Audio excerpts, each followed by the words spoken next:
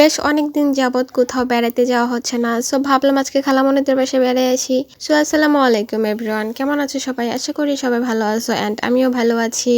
আবারও নিয়ে চলে আসলাম তোমাদের মাঝে নতুন একটা ব্লগ। বেশ অনেকদিন যাবৎ কোথাও ঘুরতে যাওয়া হচ্ছে না, বেড়াতে যাওয়া হইতেছে না। আর খালামণিদের বাসায় প্রায় আমি 1 বছরের মতো যাই নাই। সো আজকে ভাবলাম যে একটু ঘুরে আসি। আর খালামণি, খালাতো বোনরা আর বোনের মেয়েরা বারবার বলতেছিল ওদের বাসায় যাওয়ার জন্য, বাট ব্যস্ততার কারণে আমি কোথাও যাইতে পারতেছিলাম না। সো ভাবলাম আজকে এবার গিয়ে ঘুরে আসি অ্যান্ড আমি রওনা হয়ে গেলাম অ্যান্ড গাড়ি চলতেছে অ্যান্ড আমি ছোট ছোট ভিডিও নিচ্ছি। আশেপাশের ভিউটা তোমাদেরকে দেখাইতেছি। আশেপাশের ভিউটা অনেক সুন্দর অ্যান্ড ওয়েদার এত গরম যেটা বলার মতো না। এখন এত গরম পড়তেছে যেটা ভাষায় প্রকাশ করার মতো না, এত গরম। আমি অনেক আগেই রওনা হয়ে গিয়েছিলাম, বাট রাস্তায় অনেক সমস্যা হয়েছিল অ্যান্ড একটা সিএনজি আর একটা অটো একটু সমস্যা হয়েছিল, দেন যার জন্য অনেকক্ষণ ওইখানে ওয়েট করতে হয়েছে অ্যান্ড পালপাড়া ব্রিজের কাছে ওইখানে কাজ চলতেছিল, ওইখানে আবার কিছুক্ষণ সময় ওয়েট করতে হয়েছে। আর পালপাড়া ব্রিজের এখানে প্রায় সময় আমি দেখি যে জাম লেগে থাকে, এত বিরক্তকর একটা বিষয় যেটা বলার মতো না। যাই হোক, সবকিছু বাদ দিয়ে এখন আমি চলে যাচ্ছি খালামণিদের বাসায় অ্যান্ড আমি অনেক এক্সাইটেড হয়ে আছি। বেশ অনেক দিন যাবত, প্রায় 1 বছরের উপরে আমি খালামণিদের বাসায় যাই না। আর আগে অনেক যাইতাম, বাট এখন যাওয়া হইতেছে না। সো আমি খালামণিদেরকে অনেক মিস করতেছি অ্যান্ড আমার খালাতো বোনের মেয়েদেরকে অনেক মিস করতেছি। সো আজকে যাব অ্যান্ড আমি অনেক হ্যাপি, যেটা সত্যি কথা, আমি মন থেকে অনেক হ্যাপি। বাট সবচেয়ে বিরক্তকর বিষয় হইতেছে জামের ভিতরে বসে থাকা আর এত গরম পড়তেছে যেটা বলার মতো না। পালপাড়া ব্রিজের এখানে কাজ চলতেছে, সো এখানে অনেকক্ষণ বসেছিলাম। আমি এত বোরিং ফিল করতেছিলাম যেটা বলার মতো না। আর আমার বোনের মেয়েরা একটু পর পর ভিডিও কল দিচ্ছিল আমাকে। সো আমি একটু ভিডিও করে দেখালাম আর কি, যে কি অবস্থা। অনেক বেশি গরম ছিল আর এত খারাপ লাগতেছিল, গরম আমি সহ্য করতেই পারি না।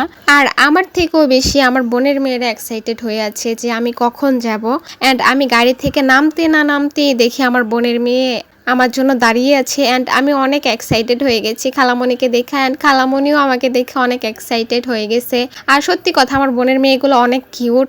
আমার বোনের 3টা মেয়ে, সো ওরা অনেক কিউট। আমি ওদেরকে অনেক বেশি ভালোবাসি অ্যান্ড আদর করি। সো আমি আমার খালামণির সাথে হাইটে হাইটে যেতেছিলাম। অনেকদিন পর খালামণিকে দেখছিলাম আর খালামণি অনেক শুকাই গেছে। খালামণিটা অনেক মোটাকাটা ছিল, বাট অনেক শুকাই গেছে অ্যান্ড আমি খালামণিকে জিজ্ঞেস করতেছিলাম কেমন আছে, কি করতেছো, এই তো হাবিজাবি জিজ্ঞেস করতেছিলাম। সো খালামণিও অনেক কিউট বাচ্চার মতো আমাকে সবগুলা কথার অ্যান্সার দিচ্ছিল অ্যান্ড আমি যাইতেছিলাম খালামণিদের বাসায় অ্যান্ড যাইতে যাইতে খালামণির সাথে আড্ডা দিচ্ছিলাম অ্যান্ড আমার আপন খালামণি যার বাসায় যাচ্ছি আমি, সে আমাকে বিশ্বাস করে না যে আমিও ওনাদের বাসায় যাব।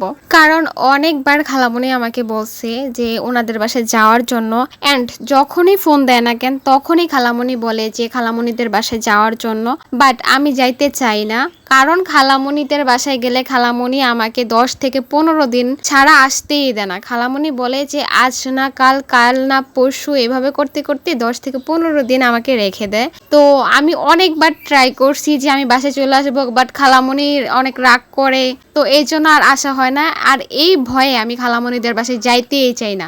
আর এখন আমি খালামণিদের বাসায় চলে আসছি অ্যান্ড খালামণিদের বাসা হচ্ছে 3 তলায়। সো আমি 3 তলায় এখন উঠবো আর আমি জুতাগুলো হাতে নিতে চাইছিলাম, বাট আমার বোনের মেয়ে নিজে জুতাগুলো নিয়ে চলে গেছে। মানে এত কিউট, মানে যেটা বলার মতো না। সবাই ওর জন্য অনেক দোয়া করবা, মাশাআল্লাহ ও অনেক কিউট। মানে আমি জুতাগুলো নিতে চাইছিলাম, বাট ও জুতাগুলো আমাকে দেয় নাই, বলে খালামণি আমি নিব। লাইক সিরিয়াসলি ও এত কিউট। আমার খালাতো বোনের 3টা মেয়ে কিউট, বাট নুহা একটু ডিফারেন্ট। ও অনেক বেশি কিউট, ও অনেক বেশি কিউট। শুধু কিউট বললেই ভুল হবে, ও অনেক বেশি কিউট আর ও অনেক কেয়ারিং। তো যাই হোক, আজকে আমি আসছি অ্যান্ড আমি যাওয়ার পর খালামণি বোনদের সাথে সবার সাথে দেখা হয়েছে অ্যান্ড আমি ছোটোখাটো কিছু ভিডিও করে নিচ্ছি অ্যান্ড আমার অনেক ভালো লাগতেছে। অনেক দিন পর কাছের মানুষগুলাকে দেখতে পাইছি, এই ফিলিংসটা যেটা মানে ভাষায় প্রকাশ করার মতো না। সো আজকের ভিডিওটা এই পর্যন্তই, আবারও দেখা হবে নতুন কোনো ব্লগে। সো সবাই ভালো থাকো, সুস্থ থাকো, আল্লাহ হাফেজ সবাইকে।